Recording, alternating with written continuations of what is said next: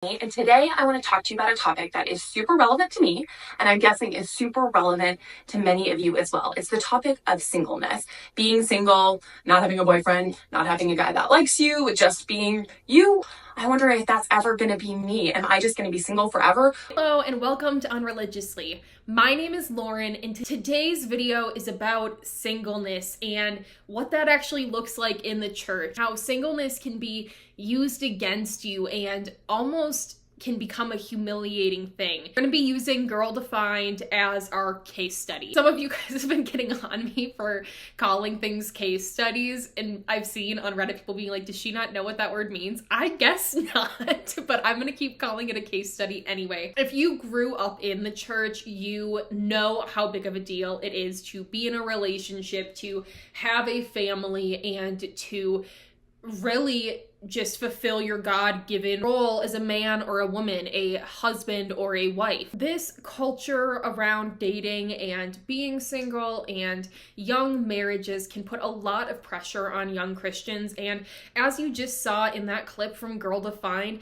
that was their very first video that they have posted on their channel. That is the first video, and this is a topic that has been especially a big deal for Bethany and Kristen, who are the sisters that run Girl Defined. We'll be talking about both of them in this video. Kristen and Bethany did take a little bit longer in Christian standards and fundamentalist Christian standards to get married, and so they share a lot about the difficulties of that. In today's video, I want to show you guys how this type of thinking can be really harmful, how certain churches can put a lot of pressure on the single people in their church to find someone quickly and start a family with them, and then at the same time that you are completely shamed if you actively try to seek out a romantic partnership and belittled, put down for trying to actively make it happen. All right, you guys, let's jump into it. It'll be hopefully an interesting and fun one today, and I would love to hear your thoughts if you've been through something like this, if you grew up in this type of programming and you can relate to some of the messaging that Kristen and Bethany regurgitate. I would love to hear it. I definitely relate to some of this. I remember hearing some of this and maybe even believing some of this. I don't think that they're alone, and the goal is not to demonize Kristen and Bethany or bring any hate to the Girl Defined channel, but rather to highlight a larger issue in Christian culture, and we're just using a popular influencer set to highlight that problem. The first thing that I want to really highlight to you guys is the attitude towards people voicing any struggle with being single. The infantilization of these people, the minimization of their problems, and the forced toxic positivity that we see time and time again. If you are single and you are in the church, you are essentially not allowed to talk about it, or you're seen as complaining, not being willing to work on yourself, or even more. I'll just show you some clips and you can see for yourself. How easy it is to just complain, like, oh, well, I don't have this. She's just happy because she's married. Pointing fingers, always looking at other people and thinking, if I only had, complaining about her situation. If you're struggling with singleness, you are not trusting that the Lord is kind and that He's got you. Secondly, you're not remembering your true identity. Because when we forget our true identity, we start believing, I'm not pretty enough, I'm not skinny enough, I'm not funny enough, I'm not blank enough in order to be chosen. No. When you believe in who God says He is, He goes, I see you, I know you, I've got you. And when you know your true identity, you don't start spiraling on what's wrong with you, therefore trying to justify your relationship status. So today, instead of running to the gym, running to your friends, asking for affirmation of like, what's wrong with me? Go, God, who are you? And who do you say that I am? And those are the two things that are going to fix your discontentment around singleness, your job anxiety, fill in the blank. You are loved, you are seen, you are chosen. Rest. This toxic positivity, this forced mood shift is so problematic.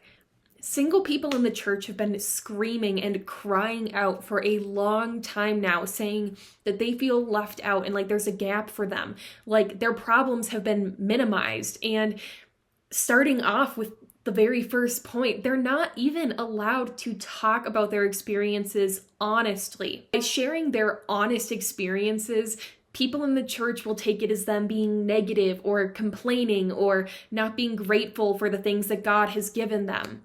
And in many cases, if your friends all got married very young, they might mean it when they tell you that being single is a blessing because they're unhappy in their own marriages. So you might not even be surrounded by willing, listening ears or ears who can sympathize with your position as being someone who's single. They might long for those days. You are just completely ungrateful and spitting in the face of God, and you are not interested in working on yourself, or you don't trust in the plan that God has for you. You know what's crazy? There's gonna come a time where God's like, daughter, you're ready. Son, you're ready. And little do you know, I'm gonna make sure you guys end up at the same place at the same time for you to meet each other. I'm gonna make sure that you talk to each other. And look, you just met each other, and now you're gonna have a kingdom marriage. And I know it can be so hard to believe because you're like, well, I've been waiting this long, what's going on? God is working on things behind the scenes. He's working on you, he's working on your future husband. It's all gonna come together in his perfect time. So what you're gonna do is you're going to go live out your single era right now, okay? You're gonna go have fun,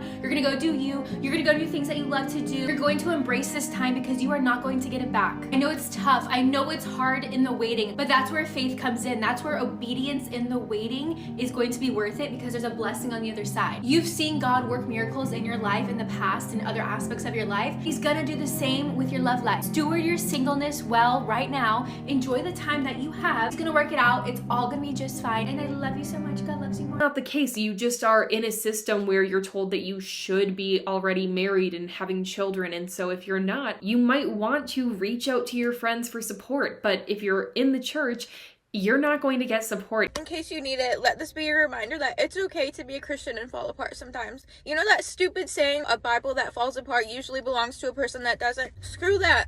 Nobody is expecting you to stay put together except for yourself. Even Jesus isn't. If you fall apart or if you're struggling, it doesn't mean you lack faith. It doesn't mean you're not praying enough. It doesn't mean you're not praying the right prayers. It means you are a human being going through human emotions and human experiences. And let's not forget that Jesus experienced the same. It is so important to listen to your body. If your body is telling you to cry, cry.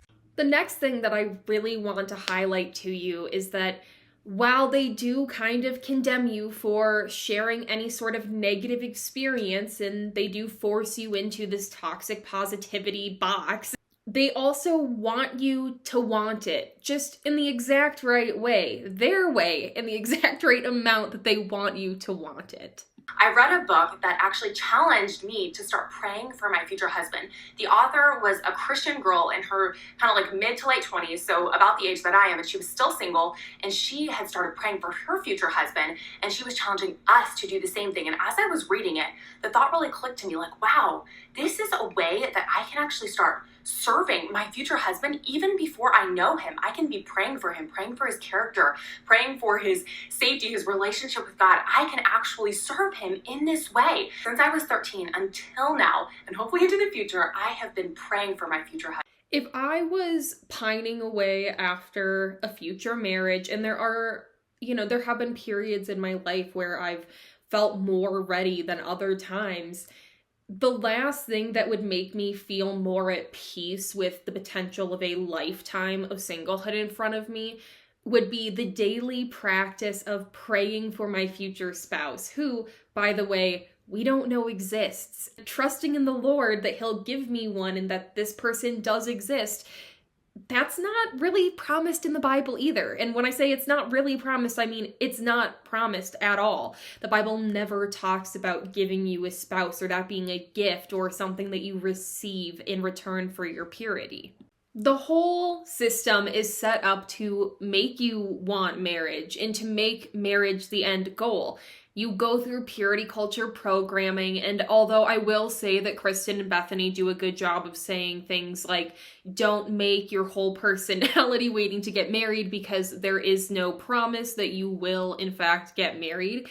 Maybe you haven't met your husband yet because your anointing is just that big. Your anointing is so big that you can't just end up with anybody. You have things to do for the kingdom. You have things to do in this season that you're in right now that you might be distracted and not actually do if you were with somebody. You can't just be with anybody because you have a purpose on your life, you have a mission on your life, and you need the person that is going to come alongside you and help you reach the mission and reach those goals. So maybe you haven't found your person, not because anything is wrong with you, but because you have so much potential in the kingdom. But the system is still set up to make you want to get married, make you want to do that. And so the reality just is that if you are a young Christian in the church, and notice how I don't specify a young woman in the church, just anyone young in the church, you're going to be feeling this pressure. According to Girl Defined, your singleness is okay, but that's really only if you're using it to prepare yourself for marriage, to be made holy and full by God. What makes it even harder is the judgment from people inside the church. If you talk about wanting to be married or being frustrated that you are single, if you're not married by a certain age, it looks like it's a character flaw for you. It's low-key a massive red flag. I mean, I've been around singles where they literally will get upset if somebody else talks about marriage, or they don't even want to hang out with married people because they feel like they're just throwing it in their face. And I think we as single girls need to kind of revamp and just stop complaining about our situation, stop complaining about our singleness, because that's basically like directly saying to God, like, God, you don't know what you're doing. I don't like being single, and you need to get your act together, you know? Beyond the church not being set up for single adults, especially single women who don't have children and are in their late 20s or 30s or 40s, society isn't set up for singleness either. With costs today, it's not just hard societally to be a Christian woman who is single and childless. It's hard to live alone and support yourself. It's hard to meet other life goals like owning a home or tending your own garden. It is harder, and this is someone that, I'm 28 and I just got engaged. Most of my friends are married, and their priorities are on their marriages, as they should be. I would be concerned if I was their priority at this stage in our lives. The reality is that society today is it's hard to carve out a place for yourself as a single person in society, as is during these ages in your 20s and 30s. I think that it might get a little bit easier once people are empty nesters again and you're basically in the same playing field where nobody has kids at home, so it doesn't really matter if you have kids or not. I would just imagine that it's very lonely. Oh my gosh, I want to cry, bro. It's okay. Let it out. No, I can't. Why? I did my makeup. Literally But for all my single people out there, this person said that singleness is just vicarious grief, meaning that if God has designed you to be with someone, a spouse, that means you're living separate from them. So your spirit is actually grieving the fact that you're separated from who God has ordained you to be with. And so it's okay to be sad. It's okay to feel lonely every now and then, because that's just you're grieving that, but that's also why God gave us the Holy Spirit. So, right. And when she said that, y'all, I immediately started crying, because it's not like Adure knows, I live my life to the absolute fullest. I'm not waiting on nobody. Absolutely not, baby. Period. We are full 100 miles an hour in life, and we always have been. It's okay. And I'm not even sad. It's not like I'm depressed or anything. It's just literally grieving. That's just where the tears have been triggered, because I think when people come and it's not it hurts me, because I'm I just want who God has for me. Mm-hmm. And I just I don't feel it until a counterfeit comes. And it's just just please get away from me. I want who I am supposed to be with, Summing this all up as just complaining or having a bad attitude, Bethany and Kristen really just kick their audience while they're down. The people that I know that are religious and are unmarried at this point don't feel good about it. People who have dated on and off and never known the pain of lifelong singleness should not say anything to people who have never dated or haven't dated in a really long time. I was having a conversation with someone who was saying that you need to learn to be by yourself, and I've had conversations with people over the years saying, just love being single, enjoy being single, but I don't enjoy being single. I haven't I get it. It's like, oh, just you know what? And you haven't enjoyed being single.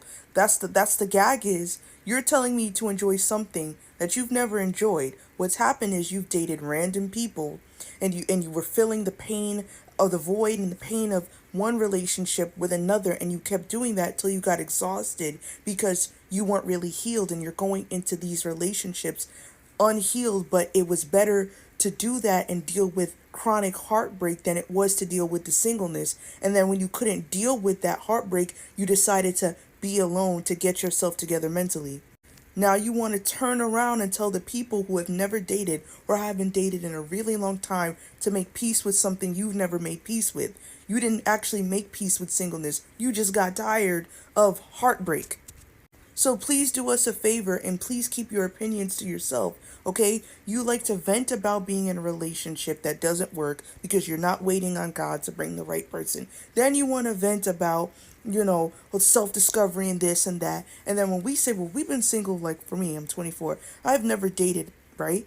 And you tell me you just need to learn to be by yourself, you haven't mastered that when you could never be by yourself. They post about it. Well, there's probably more than I know about, I guess. The reasons that I know about them is because they post about their journey. And I'm not laughing because it's funny. I'm laughing because it's like, there should be support for these people. And I understand that Bethany is giving her own experience as a single Christian woman, and she's entitled to her own opinion. But it just seems like her opinion minimizes people's experiences. Maybe she could look at this and say, hey, maybe what God is telling me through this experience is that there needs to be a better way for single people in the church in their 20s and 30s to connect in. There's basically, if you're single and you don't have kids, there is just a gap there. Maybe this is a space where I'm supposed to come in and make a real difference. Instead, it feels like she takes this stance that, it just belittles herself and others. And I hate to see it because I do think, at the end of the day, this does reflect how Bethany feels about herself because she is currently single. People around you might say things like, season of singleness is a gift, and they might tell you to really thrive in this time and enjoy it and that there's nothing wrong with it. But the subtext is, until your God-given husband shows up, until your partner, your spouse, until they are here, you're just working on yourself, because that's when the real blessings come. That's when God is going to really help you refine yourself even more, and you'll be blessed with a family and this perfect life.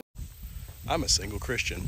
Of course I need to hear another married person tell me about the blessings of singleness. I'm a single Christian. So of course I have twice as much free time as all my married friends, so please volunteer me for everything.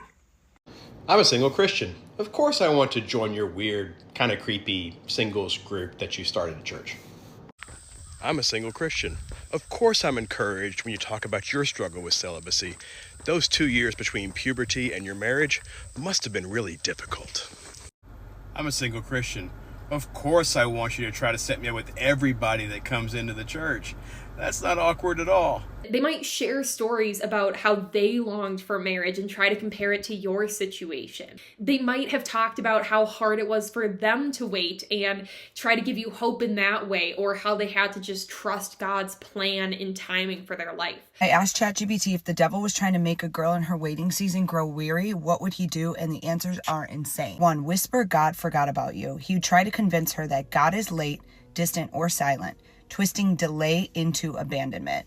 In quotations, if God really cared, you'd have it by now. Number 2, he'd feed her false timelines. He'd compare her journey to others.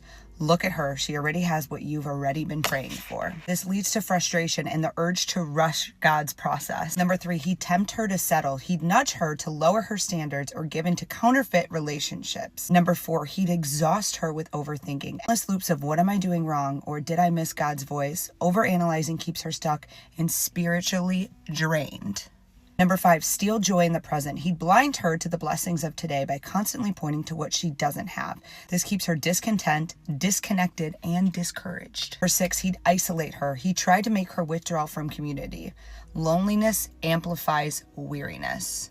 Number 7, he'd attack her identity. He'd make her question her worth.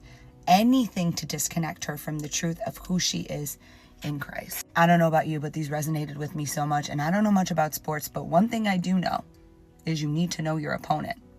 and you need to know their tactics, and you need to know their plan in order to beat them and win. So do not grow weary in your waiting season. God did not forget about you, and he loves you so much. Notice that these stories still always end in a wedding. They don't have people get up on stage who are still unmarried in their 50s and have led an entire life of abstinence. They never feature women who stay single and find fulfillment outside of marriage and live a whole life outside of marriage and a family. This kind of narrative implies inherently that singleness is less than, that if you don't get married at the same time as your peers, your Christian peers, that there's something wrong with you and that you can't be complete and you can't move on to this next phase of life until someone else picks you. When you market that message to young girls, you get women who are constantly asking, what's wrong with me? And why hasn't God given me a husband yet? And what do I actually want out of my life? So even though you can't be discontent or unhappy with being single, you also can't stay there. They do want you to put in some degree of effort to finding a spouse and creating a family and doing the whole thing. Who really desires to get married, because I know you really desire that. You pray for that. How do you stay content during this prolonged season of singleness? Ooh, yeah, that's true. I think that's a good point, though, because I have come to a point where I am very content as a single girl, but that doesn't mean I don't desire marriage, because honestly, I really do desire to get married, like 5 years ago. That would have been nice. But I've learned to really, like, every day, not to think ahead, not to think of the future, not to look ahead and go, oh my goodness, I'm probably going to be 100 years old, just sitting in a rocking chair all by myself. You know, that's depressing. Like, great, yeah, and I probably imagine like 100 cats climbing around me, like just this withered old woman. That's just miserable. But we love cats. We love cats. But I've had to completely, like, take those fears and worries out of my mind. And honestly, one of the best things for me to really remain content and joyful during this season is to really not worry about the future and then just really embrace every single day that God has given me and say, wow, God has given me this day. How can I serve him best right now? I'm not worrying about tomorrow. I'm not worrying about the future. I'm not going to worry about what, you know, when I'm 100 on the rocking chair sitting on the porch. I'm going to embrace today and look for the moments in today, the joyful moments, how I can serve him, the gifts he's given me today. So that's something I would recommend for the other single girls, is really look for the joy and, you know, what God has for you today. God has for you today, and not to worry about the future. The way that Bethany talks about this just makes me sad. You can tell in the language that she uses, in the imagery, being surrounded by 100 cats, being 100 and alone.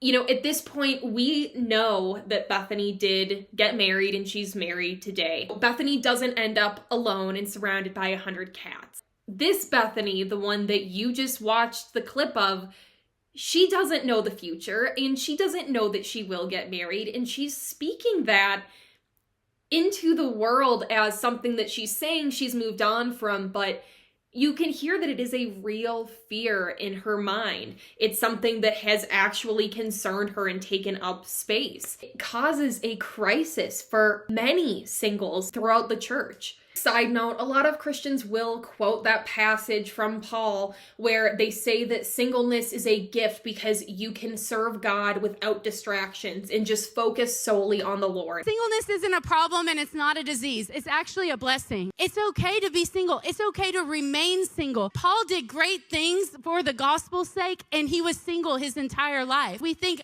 that our life is incomplete, or we're waiting to start our life until we find somebody. And if you're single here today, I want to tell you that God has a purpose and a call on your life. You shouldn't want to give up your singleness, because truly it is one of the most pure gifts that you get from the Lord.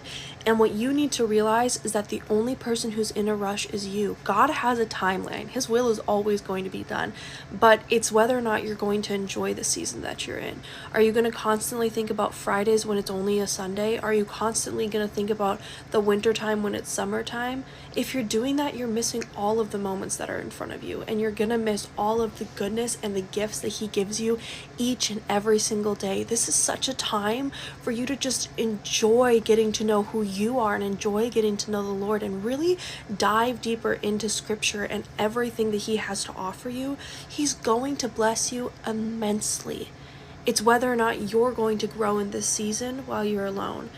He has a will for you. He has someone out there if it's in there, but you just have to trust him and decide that you're going to stop rushing and really enjoy each and every single moment of being alive and being able to glorify him and thank him, because his will is always going to prevail every single time.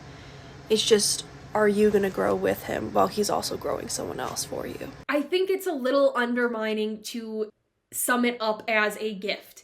It kind of sucks to tell single people that they should just be focusing on God when their married friends are also focusing on God while enjoying evenings with their husbands, not alone. They're focusing on God while taking their kids to the park. They're focusing on God while having a life partner to help support them. Summing it up as, well, you're so lucky you just got to focus on God. It's a really disingenuous, demeaning, and minimizing thing to say to people who are struggling and feeling lonely. You're not ready to be in a relationship, and you're not supposed to be in a relationship right now until you realize that you can be single for the rest of your life, okay? And this is so difficult for me to talk about because I struggled with it for so long and the Lord has placed it on my heart, but I have to put this in because so many Christians are getting this wrong, because they're talking about the fact like, oh, you're his missing rib, like you can sit still and like blah blah blah blah, this and that, but like you are already complete in his image. And that's what you need to realize. When you finally meet your person here on earth, you are complete as you are, but they should be an extension of you, just like you should be an extension of this person that you're meeting, okay? When the two of you come together and you finally meet and you finally get married, you two should make hell shake because you are growing his kingdom so much, okay? And here's the main thing that so many Christians forget. It's the fact that you are equally yoked. That's when you know that a relationship is directly from the Lord, okay? So many times scripture talks about how beautiful an equally yoked relationship is. And if we're not even talking about a relationship, we can just talk about like the period of being single, but I'll touch on that in another. You guys, equally yoked relationships. So beautiful, so fruitful. This is when hell gets scared of you, okay? Because you are growing his kingdom, you are having those fruitful conversations, you are going to mass, you're spreading his word. All of these things are happening because where you're weak, he's strong. Where he's strong, you're weak. It's literally this beautiful combo. So when you finally have the realization that you are complete as yourself in his image, and your partner and like extension, that's happening, that's when you're ready for a relationship.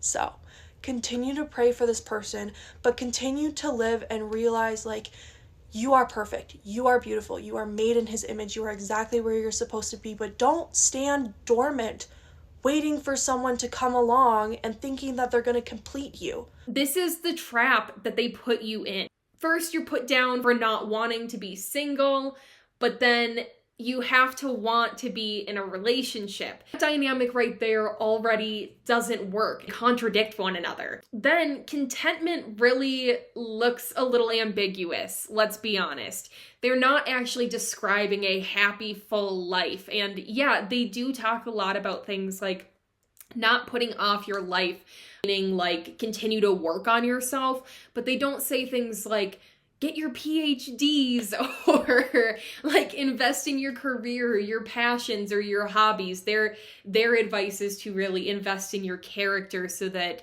you will be more likely to get chosen. That's not what they're saying, but it is the quiet part. The best things for me has been not, I think when I was younger, I used to like think that my life started once I got married, and this was just kind of like a holding pattern, and once I got married, once I had a husband, once I had children, then my life would really start. But I kind of had to have a rewind and realize, no, my life starts right now and God can use me right now. Yeah, you can see exactly what I'm saying. Their conversations around singleness and what that actually looks like for an extended period, it's just completely unrealistic. It's no surprise that they do feel lonely and like they're struggling. The church set up the structure this way intentionally. What they don't talk about is that singleness can be freeing. It can be chosen by people and it can be joyful, but they don't have good examples of what this actually looks like or how you could implement it into your own life. There's no picture of what an exciting life as a single person forever looks like. There definitely have been years where I've had to ask myself, as I've watched all of my friends get married, I've had to ask myself, what would being single later in life look like? And what is a life that I would be happy with and fulfilled with? You know, there were days where that was a hard question to ask myself, and then there were days where I was super excited about it. And I think either way is fine, but creating a life that you're actually excited about that looks different than you just being in this holding pattern of waiting for your future spouse to come along, you actually building something that you like, something that you love, and continuing to progress in life. There aren't great models of that in the church. They'll minimize people that are single and mock them for complaining about it, but then they hold them to standards that are truly impossible to meet. They hold them to a standard that is so high, and married couples would not be able to meet the standard. Asking single people in the church to be completely celibate, no physical touch, no kissing before marriage, no front hugging before marriage, into their 30s is just not realistic or healthy to do. I'm not trying to tell you guys what your boundaries should be, but I'm trying to expose this cycle and this trap that happens. When people haven't found the right spouse yet by this age, it's a lose-lose situation for them. There's really no way to win other than to simply get married. And this is a reason why a lot of people that grow up religious do sacrifice a lot when they choose who they get married to. If you asked your spouse as a Christian married couple, if you asked them to be celibate, to not sleep with you for 3 years, for 4 years, the church might actually back you guys getting a divorce because you're abstaining, you're withholding sex in the marriage and doing damage and not fulfilling your role as a wife. It's seen as a really big deal and an important thing, and that's because sex is a big deal, and for some people it is an important thing. If you're single, you're told to be completely abstinent, and you're not allowed to masturbate, and of course you're not allowed to look at porn. This full expectation of abstinence up until people's 30s is just completely unrealistic. The way that she even talks about dealing with attraction while being single, again, I think that it is just clear. The repression here is just very, very clear. Bethany does other Christian girls a disservice by showing this as a healthy version of Christianity and dating. It's when you meet a really good-looking single guy. Oh. That's funny Because you want to get married and you notice the single guy. So how do you handle your thoughts? I think sometimes girls, because they'll email me and I think they think I'm like blind or like don't really. Like you can't see any guys. Like I can't see guys or I'm oblivious. But just for the record, that's not true. I very much desire marriage and I do notice godly, attractive young men around me. That's single normal. Young men. I'm very normal. Mm-hmm. So I have to deal with those thoughts just like all of you. But I think the most helpful thing for me has just been to, on a daily basis, to learn to guard my thoughts and to learn to guard what I'm thinking about and to not have those impure thoughts throughout the day. Because if I'm struggling with my thoughts all of the time, when I meet like a really cute, godly guy, it's going to be instantly like, oh, imagining life with 10 kids, you know? Mm-hmm. So for me, I've learned that the more faithful and diligent I am to take my thoughts captive just during the day, during the evening, before I go to bed, the easier it is to take my thoughts captive when I meet that really handsome single young men. And it's easy for me not to go down a road that will lead to something not God honoring. So I would just encourage you girls out there to just learn to take your thoughts captive during the day, during the week, so that when you meet that godly young man, you can just appreciate his character and look at him and go, wow, he's very nice and attractive, and move on and not dwell Obsess over it. I remember being taught this in the church, that if you're attracted to someone, try not to think on it for too long because it might eventually cause you to lust. If I would have a crush on someone as like an adolescent and I would be attracted to them and I would think about them, I would feel so bad about it and just humiliated because I just felt like I was definitely sinning and dwelling on it and objectifying them, because we were also taught that, you know, everybody is somebody's spouse. So if you engage premaritally in any way with somebody or you lust after somebody, you are indeed doing that to somebody else's future spouse. You are dishonoring not only that person, but also their future husband or wife. Kristen and Bethany are nearing 30 or in their 30s in this video. I don't know, is it unfair for me to say that this conversation is just a little childish? Singles in the church deserve to have real conversations, especially if you're expecting them to adhere to complete celibacy and abstinence before marriage, which can extend their entire lifetime. I think that they need real resources and help and real conversations about this nuanced conversation, not somebody saying that if they find somebody to be physically attractive, they try to focus on their character traits instead. Physical attraction just goes beyond that for some people, for most people. The final thing that is the biggest thing is blaming you for the purity culture trauma and blaming you for wanting it and not being content, being completely single, and with the really extreme guidelines that have been and boundaries that have been placed on you in your dating life and your sexuality. Instead of being sad that you're single, you need to start looking at it like it's God's protection. That if you are single, it is for a reason. If nobody is pursuing you, that is truly a blessing from God. He is protecting you from your own desire. I'm gonna give you an analogy. You walk into a jewelry store and the most precious diamonds are behind a locked case because they are so precious, because they are so valuable. They can't just be sitting on the counter because somebody would come in and steal them, so they have to be locked away. And it's something that I was crying over last night, wondering why things aren't working out and wondering why I don't have things and wondering why, we can just spiral in our head so much. And it just spoke to me so much. And I've thought about that diamond in a jewelry store. And scripture, you are more precious than rubies. So if you are single, there's a reason why, because we know that he does not withhold anything good from his children. Everything that is happening is for his protection because he loves us so much. And look at it.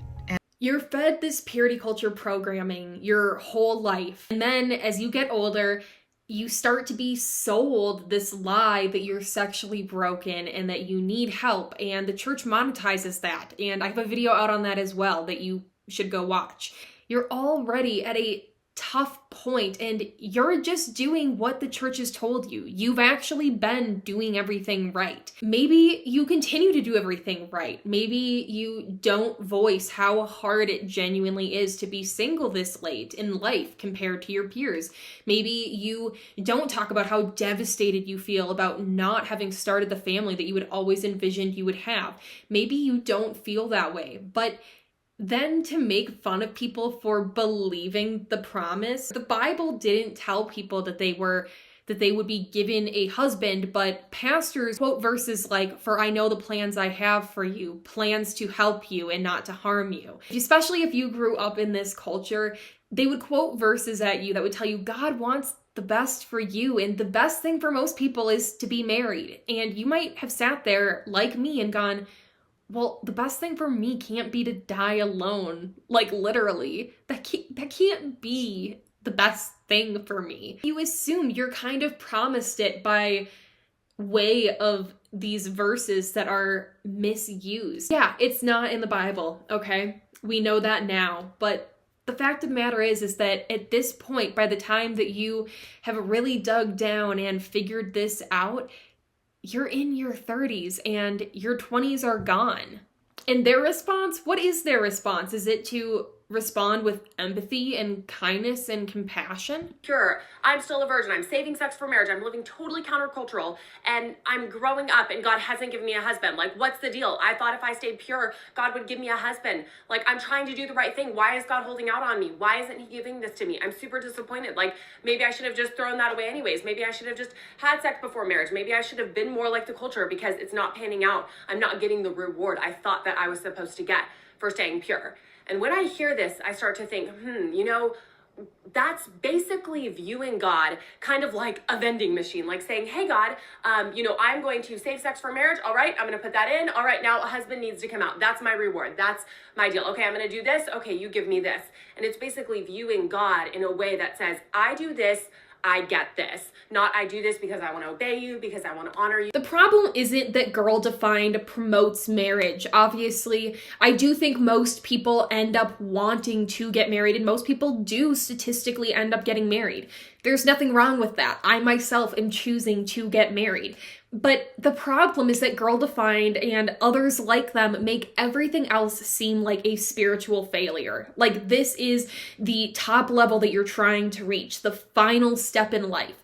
And we see that type of thought process throughout everyone's stories who has gone through purity culture programming. If you're single, it's not a spiritual failure. You're not broken and there's nothing wrong with you.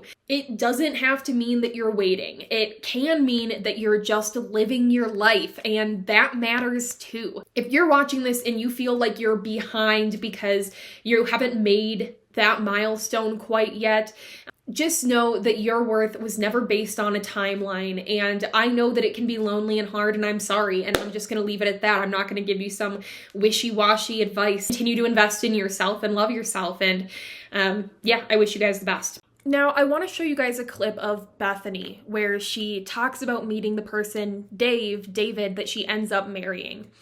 When she talks about David, she says a lot of great things, but from where we're sitting now, we now know that Dave has admitted to deceiving Bethany into pretending to be a better Christian than he actually was because he knew that she wouldn't date him if she knew where he was actually at. Bethany has said publicly that if she knew that Dave would have ultimately deconstructed, which is what has happened today, she would have never married him to begin with. As we watch this clip, part of it is just to wrap this up and show you guys that she does end up meeting someone, but it's also to show you how things feel a little bit off. Bethany comes across as a little bit naive, and I want you to see how she talks about the dynamic of this going down, how her dad and David negotiated this whole situation before she even knew that he liked her, that she maybe wasn't asking all of the right questions because of her naivety.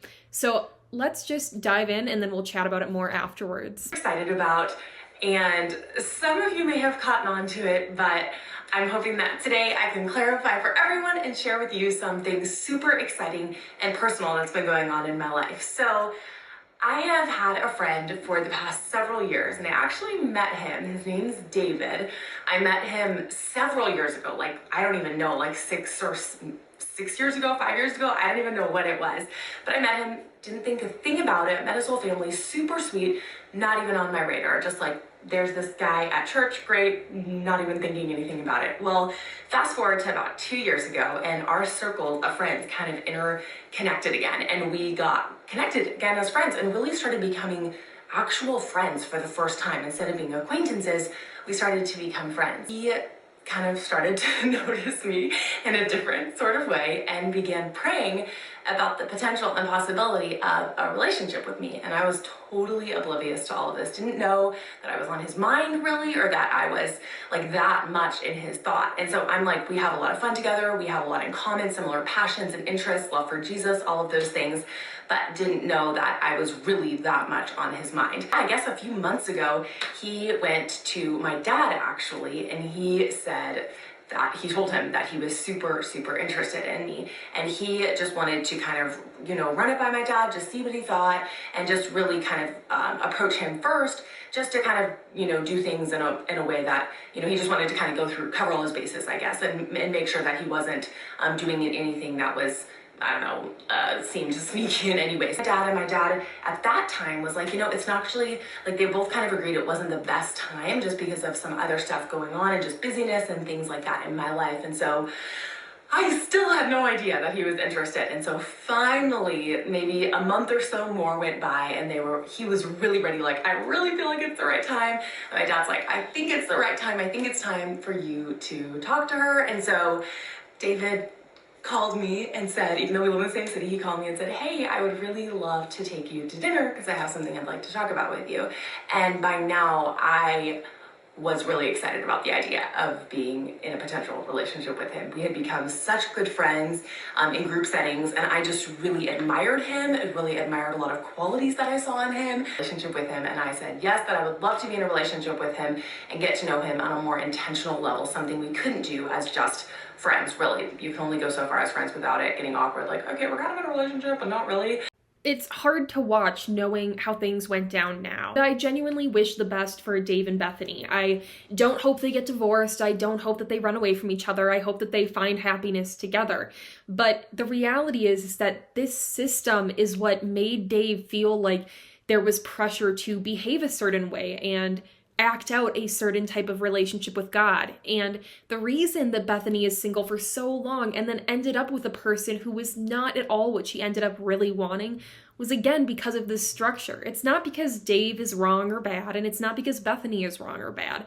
It's because this whole structure sets people up to suffer through extended periods of singleness that we never saw the likes of which in the Bible. By the way, people were getting married when they were like 11 years old. This is so harmful because it still teaches people, even with Bethany's story, that the end goal is marriage and that you should be willing to give up certain things, major things, in order to get married.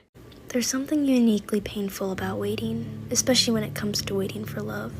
For many of us, the single season feels like an in-between place, a restless longing for what we hope will come, but never knowing when or if it will. We hear well-meaning advice like just focus on God or love will come when you least expect it, but none of it quite quiets the ache inside, because the truth is, no matter how much we try to be patient, the waiting still weighs on us. We watch friends move into relationships, engagements, and marriages. We scroll past pictures of happy couples celebrating anniversaries and milestones. We sit in gatherings where we are the only one without a plus one. And though we know deep down that love is not a competition, that our worth isn't determined by our relationship status, it's hard not to feel left behind. It's hard not to wonder, God, have you forgotten about me? And maybe that's the deepest pain of all, the fear that maybe God has overlooked this longing in our hearts, that maybe in all the prayers we've prayed, and all the nights we've cried out, our desires have somehow slipped through his fingers. Maybe he has answered for others, but our prayers remain unanswered, unheard. But here's the truth. God sees you. He hears your heart, your desires, the silent tears, the whispered prayers. He is not ignoring you. He is not withholding love from you out of cruelty or indifference. He is working in ways you cannot see, writing a story that is beyond your understanding, shaping a future that is more beautiful than you could imagine. The waiting season is not wasted. Singleness is not a curse. It is not a holding pattern for something better. It is not a season to simply endure until God finally brings the right person. It is a season rich with purpose, overflowing with opportunities to know him deeper, to grow into the person he has created you to be, to build relationships and experience joy that is not dependent on romance. Think of the people in the scripture who waited. Abraham and Sarah, Hannah, Joseph, David. Their seasons of waiting were not easy. They wrestled with doubt, frustration, and heartache. But in the waiting, God was working. In the waiting, he was preparing them for promises greater than they had ever imagined. And he is doing the same for you. It is not wrong to desire marriage. It is not wrong to long for companionship. But let that longing draw you closer to God, not farther away. Let it deepen your trust in him, rather than leave you in despair. He is not slow in keeping his promises. He is intentional, and his timing is perfect, even when it doesn't feel like it. So here's the encouragement. You are already loved, fully, deeply, unconditionally. Your worth does not hinge on whether or not you are in a relationship. You are not incomplete, waiting for someone to finish you. You are whole because Christ makes you whole, and the love you seek, the companionship, the intimacy, the fulfillment starts with him. One day, if marriage is in God's plan for you, love will come. And when it does, you will see that the waiting was not in vain, that God was not delaying what preparing, that this season, the nights of loneliness, the quiet moments of reflection, the deep cries of your heart was shaping something extraordinary. But until then, live. Love the people around you. Pursue your passions. Chase after God with everything in you. Because this season matters. This season has meaning, and God is in it, just as much as he will be in the next. I think this is so harmful because it teaches people that they need to get married. It pressures them into doing it at a young age, and then having to stay in that marriage forever, in the church forever. Teaching people how to live a full life as a single person in the church, and the church cutting out more of a space for singles would be a great way to actually support and uplift this demographic. The church doesn't do that. If you're single and you are in your early 30s and you're in the church, there really is essentially not a place for you. It can be really hard in a lot of congregations to get connected in and to not feel that pressure to just move forward with somebody that you're not sure about. I found this video in one of their videos about singleness, and I think this does a really good job of showing the cycle that I'm talking about. To get one day that I don't have right now. And I remember reading a story in Genesis about Rachel. A lot of you may know who she is, but that story had a big impact on my life because it showed me what can happen when you put all of your hopes and dreams into something, and then when you get that something, how you're still eventually left empty. So Rachel in the Bible was beautiful. She had her husband's love. He was totally in love with her, worked years and years to win her hand in marriage. And even within that, you know what she said? She said, no, this isn't enough. I want children. And if I can't have children, I cannot be happy. So eventually, guess what happens? God gives her a child. And you know what? You would think, well, she finally got Now that I've got thing. it. Yes, Yeah, I'm I happy. finally have that thing that I want so much. But you know what? After a while, you know what she said? She said, no, one child isn't enough. God, I need another child. If I can't have another child, I won't be happy. And she actually said, give me children or else I will die. She was so in need, wanting that, that she said that. And ironically, she ended up dying, giving birth to her second child. My hope can't be found in, wanting a specific thing. It has to be found in the Lord, because even when I get that thing, ultimately, it won't be enough to satisfy. Rachel got stuck in a trap that we like to call if I only had. And it's that idea that if I only had this, then I would be happy. And I know I felt that and thought that in my heart. If I only had this, then I know I would be happy. And that's what Rachel was saying.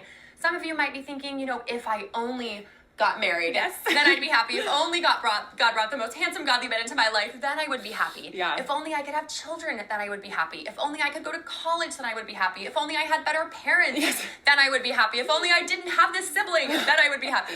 And so we play that game thinking that if only we could change our circumstances, then we would be totally happy.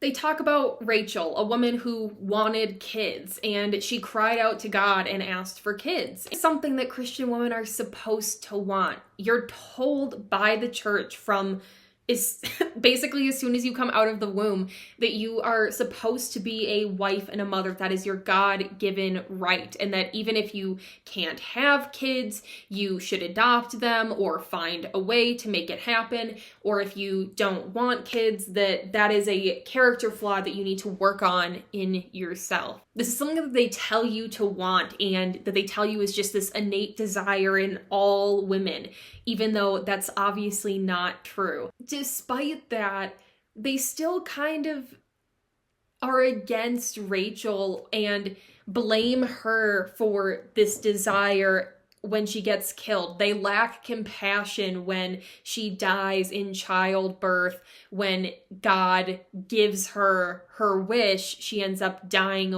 What a twisted story. And what are we supposed to take away from that? If you apply that to marriage, which again, this was taken from a video about singleness, are they saying once you get what you want, it's not really what you want at all, or it's not going to end how you think, or if you test God and ask him too much for something or want something too much, that he'll punish you for it. These types of stories just lack nuance and compassion and empathy and just love. I could never imagine talking about a topic that way, and especially if you're talking about a topic that's as sensitive as infertility.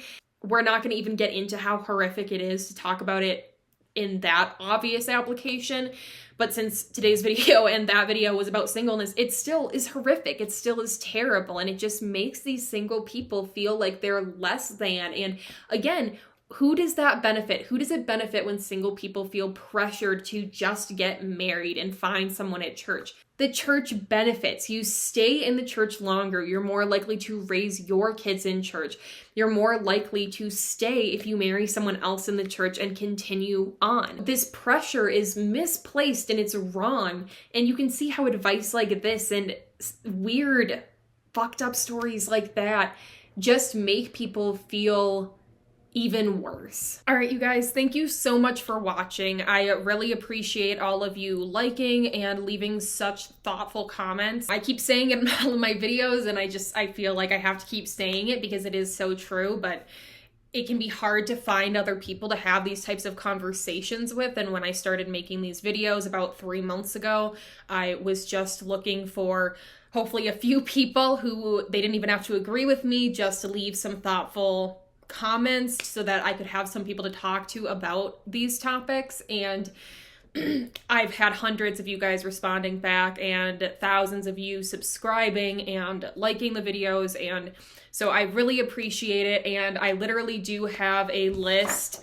when I'm responding to so many of you guys saying things like you'll drop an idea and I'll be like, ooh, it's on the list. And I know that if someone on YouTube was responding to comments and saying that to me, I'd be like, yeah, no, like literally no.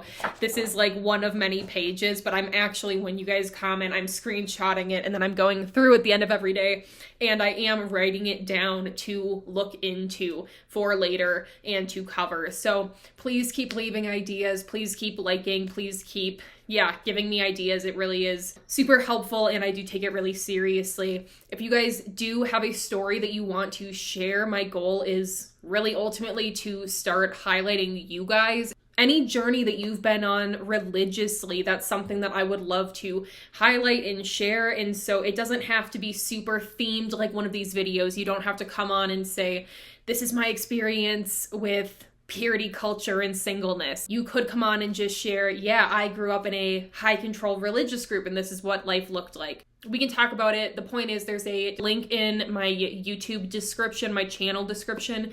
You can go fill that out. I do actually read through all of them and I do reach out to people. I'm just starting to get back to people now. Obviously, I can't, not everyone will end up being the right fit, but I would love to hear from you. I do read them and I would love to start recording more interviews. Also, some of you guys have asked about a Discord or a Facebook group or something like that.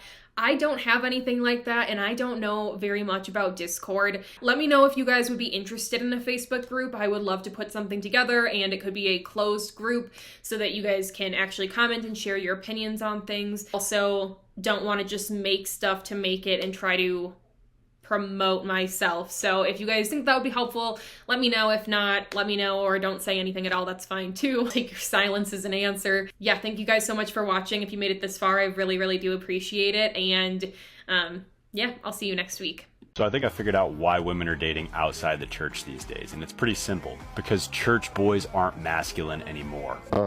Come on, dude. No, you know what? Not today. Actually, I'm going to ignore the bullshit on this goddamn app for one day and get my satanic paperwork done because I've been ignoring it and God's getting mad at me. Just walk into a church and walk up to 10 guys, talk to them. They do not radiate masculine energy. I'm just gonna ignore it. It has nothing to do with me. Promise you, if every guy that went to church also went to the gym every single day. Man, this paperwork's really some serious shit. I gotta really fucking pay attention. We wouldn't have this unequally yoked dating problem. No, oh my fucking God, no. Why are you that thick? Are you that stupid? That is the worst take I've ever heard in my entire life. It's not because they're not masculine enough, it's because the fucking church is treating women like shit. Constantly. That's why. It has nothing to do with being an alpha male. The fuck are you talking about? A radicalized Christian minority has taken over the government in America, and they're passing all these fucking laws that make women feel like shit. That's it. That's why people aren't dating Christian men. Or whatever the fuck, church boys, how you put it, you fucking weirdo. God damn it. You made me fuck up my papers, dude. And there was definitely an order to these papers originally, and I don't know what it is anymore. Golly. The church has had the same problem for the last 1,000 years. It's looking outward and not inward. Have you seen how quickly people are leaving the church? It's like there's 30 minutes left at a concert and they're trying to get out of the fucking parking lot before it gets crazy. It's like a ghost town at Sunday service. Lost my cool there. You have a good day, sir. I hope you have a better brain tomorrow. Since when are pitchforks not tax deductible?